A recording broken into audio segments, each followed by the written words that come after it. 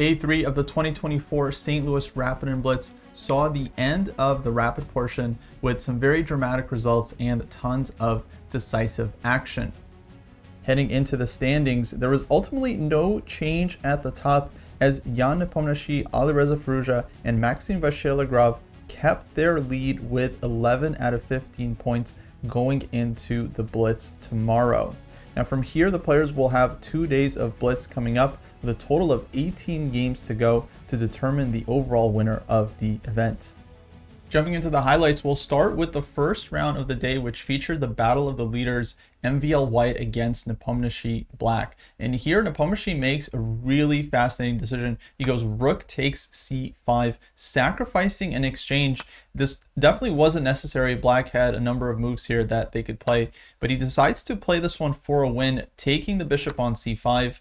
And after dc5, his point is that he trades rooks and goes queen takes b4. Now black has picked up one pawn for the exchange and is very likely going to pick up a second, possibly even a third pawn. So very, very bold decision here as MVL tries to fight back by keeping the rook active, but eventually Nepo does manage to keep a lot of winning chances alive. Here he has the bishop and 3 pawns against the rook. And the engine was saying that white was still holding this one, but only with really tough moves here, king to f1, and really not an easy position to play. Of course, this was rapid 25 plus 10, and black starts pushing the pawns, and eventually Nepo does manage to create a winning position. This was the last chance. White had to go king to e2 here, surprisingly leaving the g3 pawn, and apparently that position white is somehow holding. After king e2 takes, believe white goes for the endgame, in fact, and then plays h5. And amazingly, black is not winning this somehow with the 4 pawns and the bishop. Go figure. Instead, we see h5 from white, but now queen c5 check, and black's pieces come alive here. Queen to d5, and this was basically all over. So now the c pawn is very strong, white's king is weak, and now queen to g2 check. The queen comes in, queen h3. Queen takes h5 check, and here MVL resigned as, yeah, black is picking up another pawn. The pawn on c3 is still alive, and materially white is just completely busted. So this was a big result to start the day, and actually Nepo was leading for most of the day up until the very final game, which we'll check out in just a bit.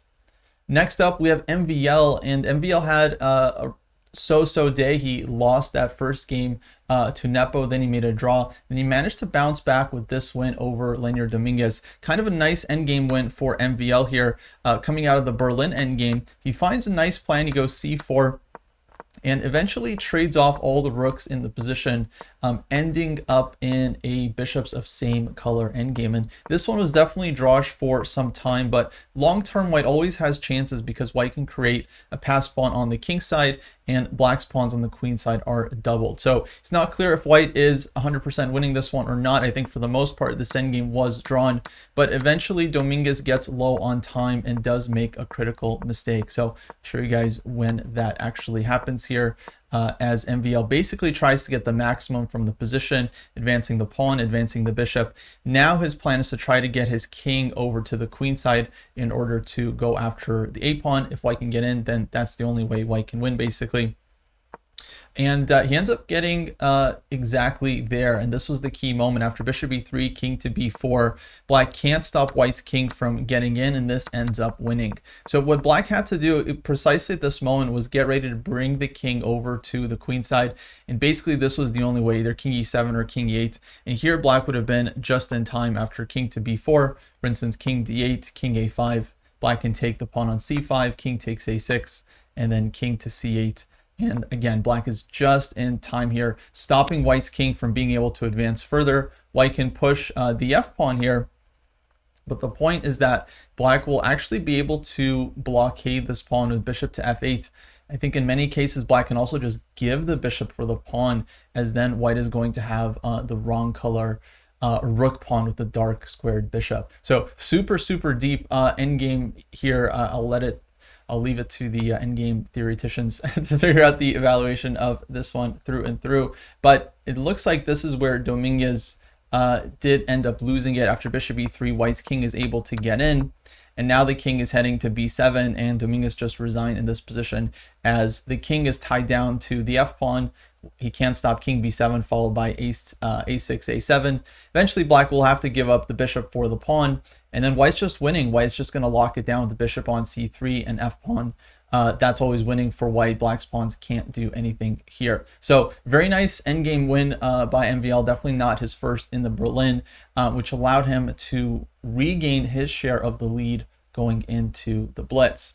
Because finally we have our third highlight of the day. This is the game from the final round of the Rapid, Caruana against Nepomniachtchi, and in this one ended up going back and forth for a while. In fact, it was Nepo that got the early advantage in this game, surprisingly, with black. He ends up taking the center here, and something goes wrong for Caruana as he plays queen to b2, bishop takes f3, and all of a sudden he takes with the knight, giving up the pawn on b3. So it turns out here, if he takes with the bishop, then he's probably not happy with black pushing e4, where black is threatening to take on d3, and if takes, then black is hitting the bishop, and black also has e3 ideas. So Caruana decides to sacrifice the pawn, taking with the knight, but he does end up down a pawn in this endgame, and it seems like black's position here should have been better. But Nepo also misplays it. He could have gone e4 here, and the engines definitely give black at least a small edge. Instead, he plays it kind of safe with g6, but now rook to b5. Again, e4 is kind of necessary,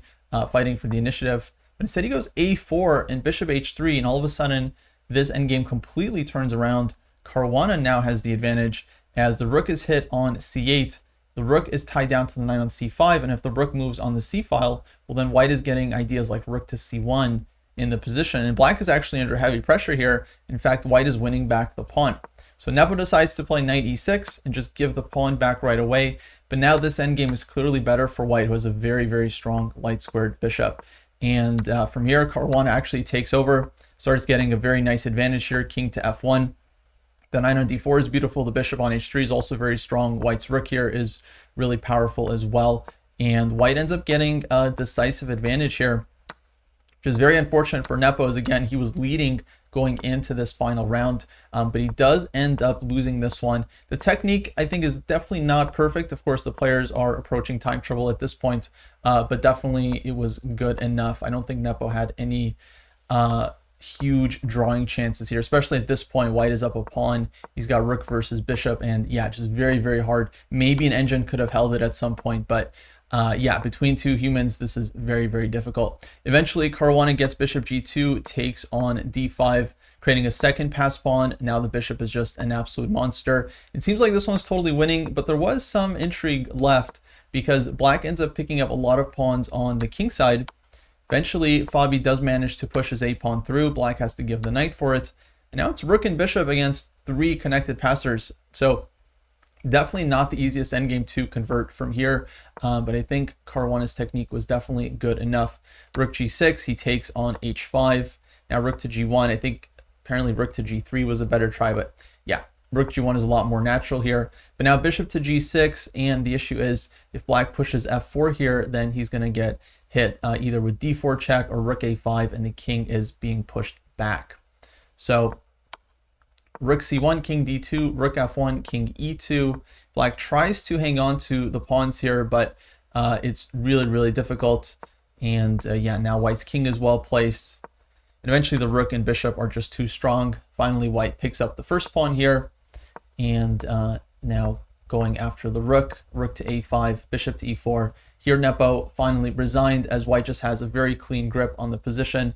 Next is king to f3. Eventually he'll pick up the g-pawn.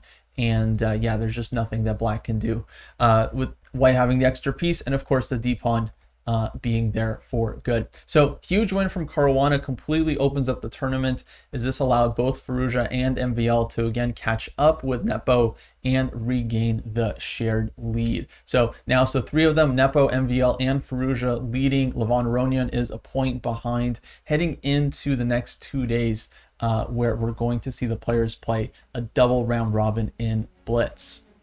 So that takes us into tomorrow's first day of Blitz. We've got a number of exciting matchups. Once again, the players are going to play everyone in the tournament twice, once with each color. We got Nakamura against MVL, Nepo going up against So in the first round of the Blitz, Caruana against Aronian, and so on. It's going to be a very, very exciting 2 days ahead of us. Hopefully you'll be able to check out the live broadcast, but if not, then I'll see you back here for the recap. Until then, take care.